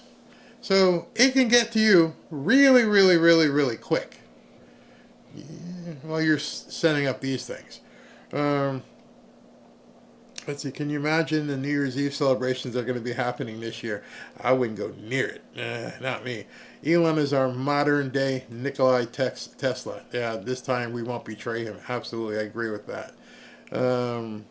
Where did Mayorkas go? I don't know. Somebody just put that. Where did Mayorkas go? Don't know. Don't know where these people are. I wasn't exaggerating. It was like everybody said, leave. She's in Hawaii. Dementia Joe, he don't even know. He's just running from the press. Mayorkas, I don't know. Garland, I'm out. Blinken, you seen Blinken? Let me see if there's been any sight of Blinken lately, the Secretary of State. What's he doing? It's supposed to be a big war going on. Let's see, Secretary Anthony Blinken. Okay, I'm scrolling on his feed because X is where the news comes from. And I met with Turkish foreign minister at the G20. That was yesterday. The Venezuelan people spoke resoundingly on July 28th. So he's not talking about it. Great to connect with our team in Rio. So he's out there flying around the world. Productive discussion in Canada, Chile, France, and Italy. So if our Secretary of State ain't mentioning anything about Ukraine, I'll tell you something. You got them on the ropes, people. You got them right where you want them. Go for it.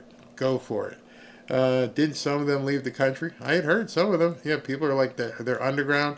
Donald is doing a lot. They just can't stop him. God's protecting him. Yeah. It's crazy at this point. It's absolutely crazy. Let's see what you guys got here. People are just here. Let me look. Obama.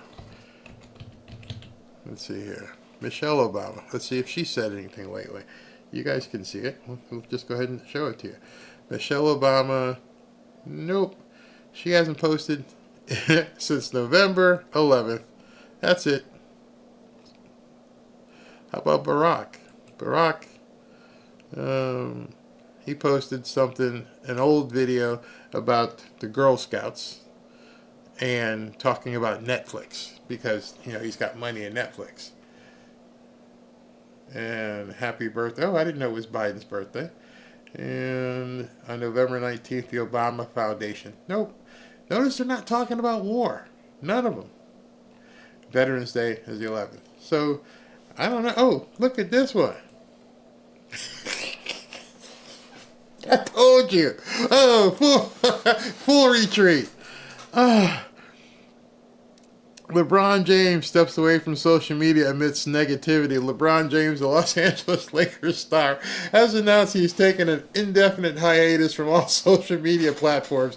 This decision comes after James expressed frustration with the negativity and criticism he faces online. Let me say it again. You're winning. I don't know.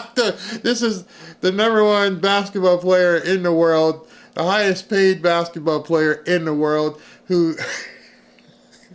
I'm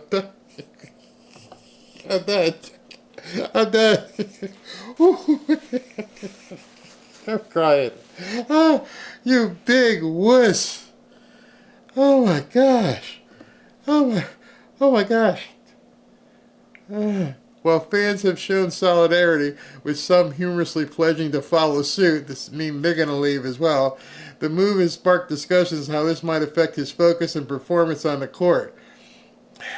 Does it have anything to do with that other, that dude, P. Puffy? Oh my God.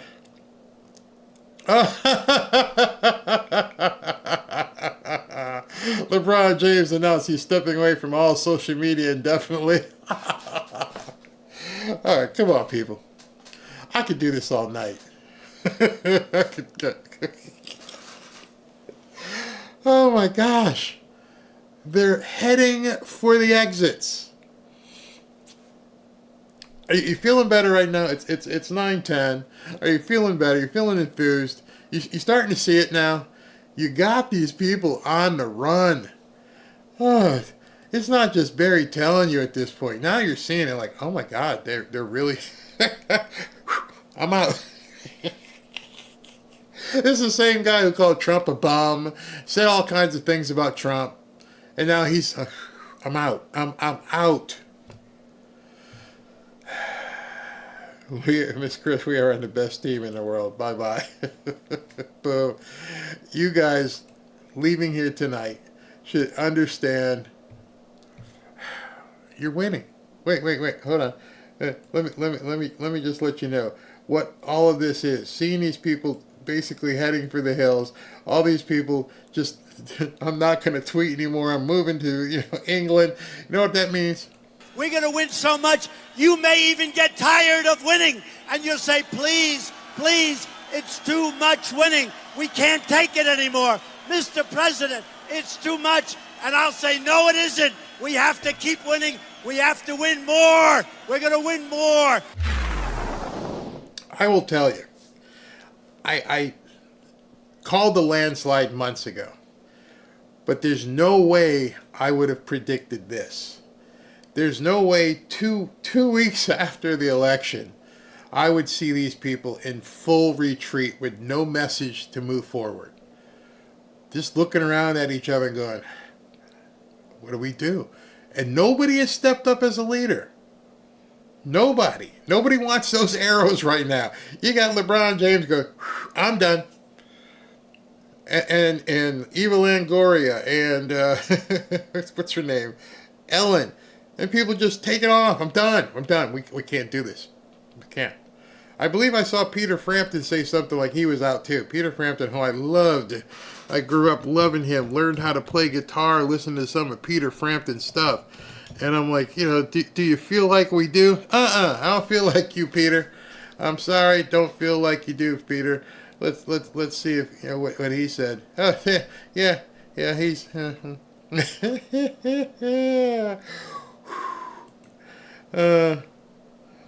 I'm on Blue Sky now. I joined today. Please join me there.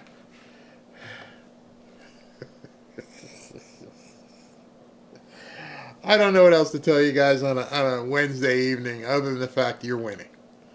And the fight continues, but understand you're chasing them. They are running away at this point. They don't know what to do. These are high-profile celebrity with all the money in the world. It shouldn't be under their skin. It shouldn't be bothering them this way. Why would LeBron James care if people called him whatever name? Why you got to close up shop and run? Why is Ellen got to leave the country? Why does Jay Leno have a big black eye? What is going on? What is happening to all these people? And nobody in the Democrat Party. It's funny. It's almost like John Fetterman is like the pseudo leader at this point. He's the only one that's out there like doing anything. And you know about him, so he must be looking around going, where the hell is everybody? Nobody's helping the media. They're done. So enjoy it now. Enjoy it and continue. Yes, we are winning. We are definitely winning. I can't prove it to you any better than I'm proving it to you right now. LeBron is a clown because Candace Owens spanked LeBron James on one of her live streams. Oh boy, it's too funny. I'm not tired of winning. Yeah, they're all guilty and scared as hell. That could be it. That very well could definitely be it at this point. All right, so I gotta before I get to super chats, I gotta give away a couple t-shirts. Hoodies. So let me go ahead and get that ready. Oh, people don't feel bad about wearing your gear. Get out there. You understand now with what's happening. We're winning. we're definitely winning. So let me go ahead and post this. All right, people, let's give away some hoodies. Let's give away 3 hoodies tonight. You ready? We're ready. All right, so we're going to go to live draw. Oh, I forgot, Tommy Lawrence, one of our mods, gave me the drum roll. So drum roll. And let's pick a winner. Scotty Vanover. Scotty, hold on. Let me pull that up so you can see it. Scotty Vanover. Let me make this up. Don't know why that's not doing what it's supposed to, so you guys can see it. Hold on. All right. Anyway, you can see it. See it somewhat. Scotty Vanover. All right. Let's go ahead and do another one. I can't hear the drum roll because I don't have my ears in. All right, drum roll. Let's do it again.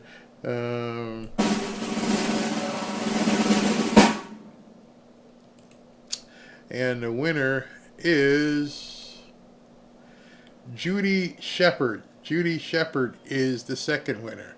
And we're going to go ahead and do the third one. And let's do the drum roll, please. Catherine Campbell. Catherine Campbell, you are the winner of a Trump hoodie. Now, let me see if so he can see the name. I don't know why it's not. Okay, there we go. Catherine Campbell. All right, those are our 3 winners tonight. Ashley, if you're watching, I hope you got it. If not, can somebody send her the information? But those are our 3 winners. Thank y'all for playing. Let's go ahead and do super chats and call it a night here. Let me just go ahead and search. All right, here we go. Starshine, the Quantum Shaman. Does Congress not understand that Trump can adjourn them after inauguration? I keep hearing the senators won't allow recess appointments. It's clear as day. It's in the Constitution.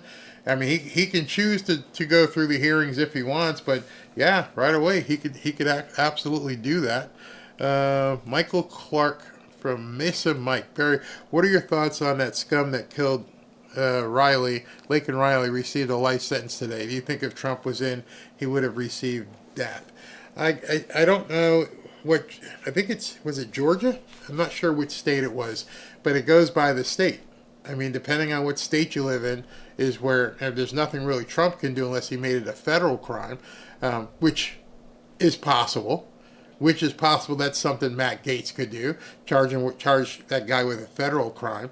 But from the state crime, the state sentence is all you have to work with. And I would hope that if it's possible, that they do something with him. Just another knucklehead tip jar winning. Creative Margie. Barry, please give me some good news on Newsom. Do you think DOGE can dig some dirt on him? I'm still praying for California and the rumors of Skamala coming.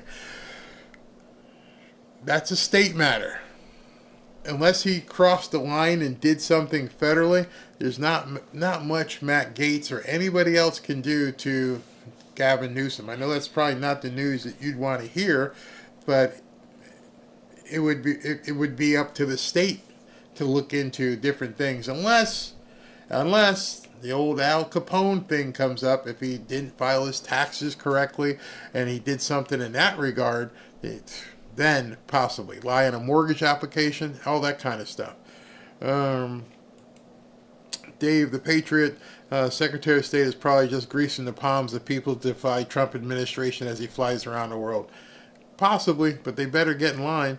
Mark of reality, one thing about these MSM types, they're acting very nasty. Nasty as if I had used their language as a kid, I would have faced some pretty stiff corporal punishment. Yeah, they're very nasty. You know why they're nasty? Because they know they're in big trouble. Just look at that Sonny Hostin video. Gerald Etheridge, Trump will probably announce Kash Patel and Bongino when the Getz report is leaked to offset the distraction. Yeah, I think it's coming. Nicholas Lamonica's exciting time to be alive, Barry. Stay tuned. Yes, absolutely. I agree with you. Kaylina, the Dems need to hush about Trump's picks being unqualified when they have Hank Johnson, who worries about Guam flipping over. Or just that Jasmine Crockett chick who I just showed you the video. Crazy. Dave the Patriot again. The first person to ever say the word white or black in any conversation is 99% of the time the actual racist. Love you, very great show. Yep, absolutely. If you got to rely on that, you've already lost the argument. Brian Reeves, thanks, Barry. Please buy some Bibles with this. God bless. Okay, very well. Ashley is compiling all that right now for people who want Bibles.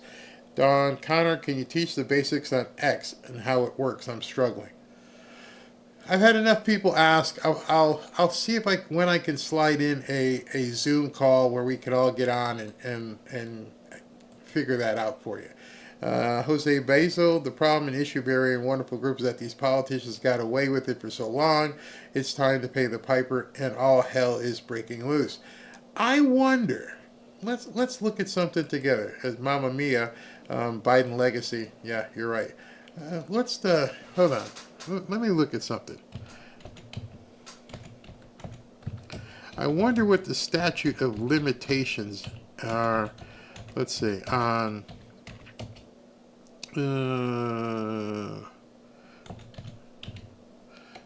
on.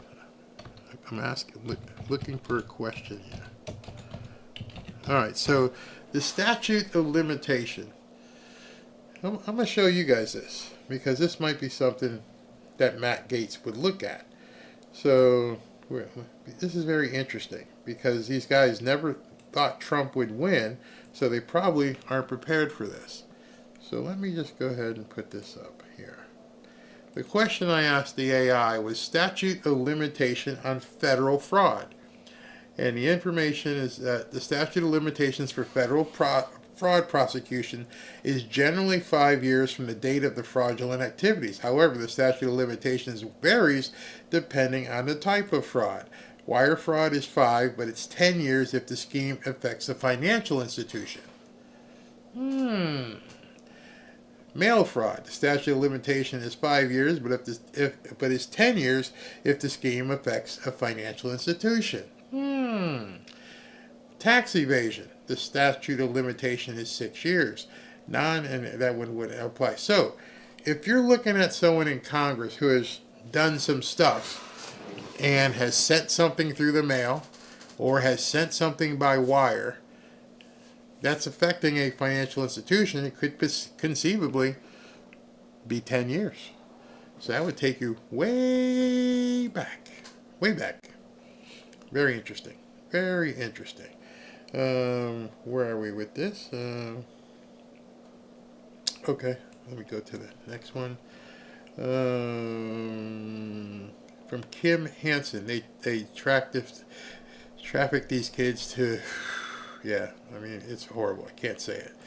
How about Billy White Shoes Johnson? Now you're dating yourself, man. There's probably a whole bunch of people here who don't remember Billy White Shoes Johnson, but he used to dance too. Robert Melky again, thank you. Benton and Junior, thank you very much. Country Lady, thank you for speaking the truth. Marcus, where you been, bro? Suspect number 3, what about the shadow government, dude? Yeah, there's so much to uncover, so much. Arizona Guy 1 for Bibles, thank you very much.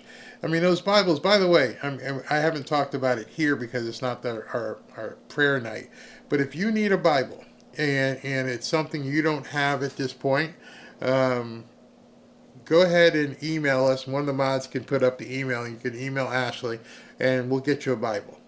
No cost. We'll get you a Bible. Let's see here. Joy Kirkland, in Lincoln Riley's case, he was found guilty, so as soon as Trump gets in office, he should give him the death penalty per his statements on what will happen. Yeah.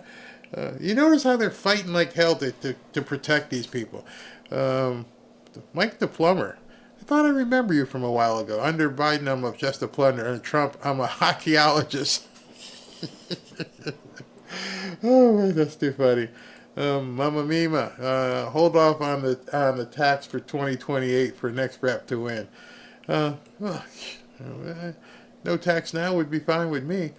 Dale Clillinger, thanks for all the great information. Don't forget, happy wife, happy life. Keep for this role. God bless you. Thank you very much. Mel Porter, keep up the good work. Thank you. Let's see, I don't want to skip anybody. Tommy Radcliffe. I think every appointment will be realized for Trump. Really, he has so much political capital and all their corruption. We, the people, got him. Yeah. By the way, Tommy, I've got a way to incorporate your video. I'm going to put it at the end of the dance. Barry, we are so pleased to have you in our home for some truth. Some news. The recent grad for AIT, were sent to Middle East. Didn't tell us they were shipping. Wow, shipping people there. That sucks. Born on the 4th, the gravy train is about to derail at MAGA station. It's about time. MAGA mania is alive and well. P.S. Great job, Barry. Thank you very much. Yeah, I think there's a lot of nervous people. Just look around. Just that whole LeBron thing. I just happened to see it at the same time as you did. That's just crazy. Lucy O'Connor, thank you very much. That I could not believe when I clicked that button and saw that LeBron was taken off. Why would the number one basketball player decide to get off of social media? I mean, you actually have some real fans, bro. Why would you do that? From Seek and Finding, Barry, all you have to do is watch Hank Johnson of Georgia. Who dresses him in the morning? IQ challenge is an understatement. Yeah, that's the Guam guy. Tommy Radcliffe again. Oh dear, oh heck, must have DJT Les Paul. It will be mine. Then I'll play it with Kid Rock on a DJT song. Oh, it will be mine. I knew when you saw that guitar, Tommy, you're gonna I got to get that. I got to get some of that. All right, everybody. Let me make sure I didn't skip anybody. Let me go back to the front here. Sponge Brain says that's the way. We like it. Astro Joe, Demon Barry, so I need some facts on Starship. Yeah, okay, yeah. What are your thoughts? Okay, that is everybody. Yeah, DM me. We can talk about the rocket and everything else. All right, guys. Thank you guys very much for tuning in. See you at 3 o'clock to 3:30 tomorrow. Again, if you have any sort of issues with flashing lights, don't watch the outro because here it comes.